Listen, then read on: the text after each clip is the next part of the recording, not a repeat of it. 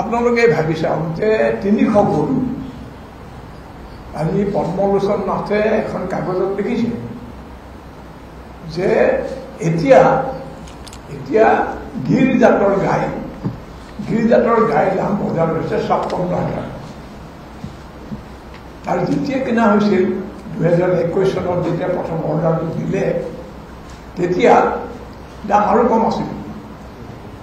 অথচ অসম চৰকাৰে তেতিয়াই কিনিছে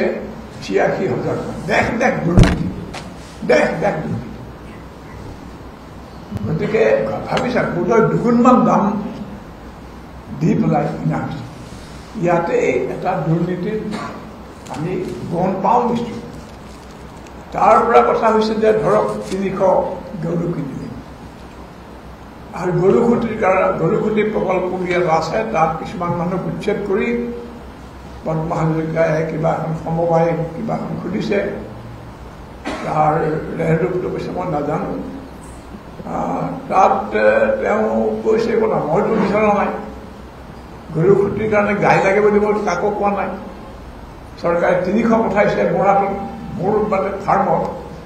100জনীৰে হেৰি আছো মানে জাগা আছে সেই ধৰণৰ কথা আৰু কি কৈছে আপোনালোকে জানে বেমাৰী আনকি হাল বোৱা গাইও আছে হাল বোৱা গাই কেনেকুৱা মই জীৱনত দেখা নাই দেই গতিকে এই ধৰণৰ কাৰবাৰ চলিছে না আৰু গতিকে প্ৰশ্ন উঠে যে গৰুখুটি যে লাগে বা অসমত যে 300 গিৰ গাই লাগে কোনে এইটো মানে পৰামৰ্শ দিয়ে সাধাৰণতে চৰকাৰে নিয়ম নীতি অনুযায়ী যদি কাম কৰে নিয়ম নীতি মানে ধৰক সঁচাকৈ যে 300 গৰু গাই কোটি টকা দাম হ'ব এইবিলাকৰ চব মিলি লাগে তেনেহ'লেতো প্ৰয়োজন আছে বুলি কোনোবা বিশেষজ্ঞই পশু বিভাগৰ এই পশুপালন বিভাগৰ বিশেষজ্ঞই ক'ব লাগিব যে ইয়াত এই ধৰণৰ গাই আনিলে ইয়াত হেৰি হ'ব ভালকৈ মানে কামত আহিব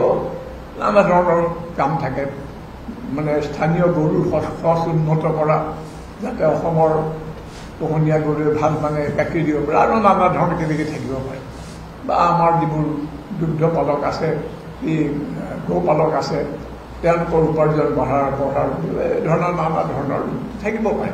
কিন্তু সেইখন তেনেকুৱা এখন ৰিপৰ্ট থাকিব লাগিব কোনোবা এজন মন্ত্ৰীৰ মগজত পেলালে এইটো লাগে তেওঁ কিনি পেলালে এইটোতো নহয় এইটো ৰজাৰ কাৰবাৰ এইটো কোনোমতেই গণতান্ত্ৰিক চৰকাৰৰ কাৰবাৰ হ'ব নোৱাৰে